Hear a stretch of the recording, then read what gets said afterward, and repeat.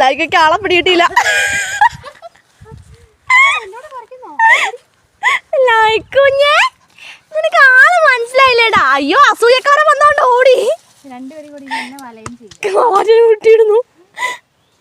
പുഴയിൽ പോവാൻ നമ്മുടെ മഹത് വ്യക്തിയായ മമ്മ ചെളിച്ചെരുവം ഇവിടെ റെഡിയായി കഴിഞ്ഞിട്ടുണ്ട്. അടുത്തായി വാവാറ്റ ബക്കറ്റ് എടുക്കാൻ തയ്യാറായി കഴിഞ്ഞിരിക്കുന്നു.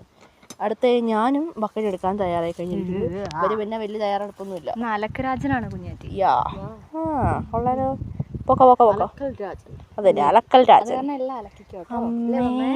രാജാക്കളാണ് എല്ലാം ചെയ്യേണ്ടത്. രാജാവിന്റെ എന്താ പറയാ വേലക്കാരാണ് എല്ലാം ചെയ്യണ്ടേ. മനസ്സിലായോ?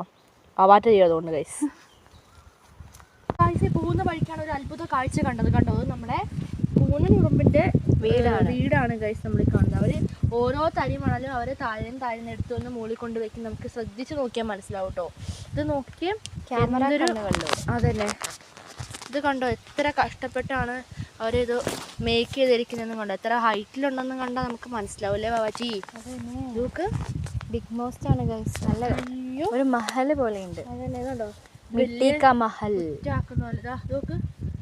അമ്മേ പാല് കഷ്ടപ്പെട്ട് ഓരോ തരി അവർ കൊണ്ടുവച്ച്. അതാണ് തരിതരിയായിട്ടിരിക്കുന്നത്. പക്ഷെ നമ്മളോർക്കും വേഗം പോകുന്നു. പക്ഷെ വേഗം പോവില്ല. ഇല്ല. കാരണം അതിന്റെ അടിയിലത്തെ അത് കണ്ടില്ലേ, നല്ല ഉറച്ചിട്ടുണ്ട്. ഇവിടെ ഒരു ഗുഹ പോലെയാണ് അതിന്റെ ഉള്ളിൽ കേട്ടോ. കൊറേ റൂമൊക്കെ ഉണ്ടെന്നാ തോന്നുന്നത്. ഒരു ദിവസം നമുക്ക് പോയി നോക്കാം. ഉറുമ്പായിട്ട് നമ്മള് പോകണം. അതെ, അടിപൊളി ബിഗ് മോസ്റ്റ് ആയിരിക്കും. സൂപ്പർ. എനിക്ക് ഭയങ്കര ഇഷ്ടമായി ഗൈസ്. നിങ്ങൾക്ക് ഇത് ഇഷ്ടമായിട്ടുണ്ടെങ്കിൽ നിങ്ങൾ പറയാൻ മറക്കരുത് കേട്ടോ.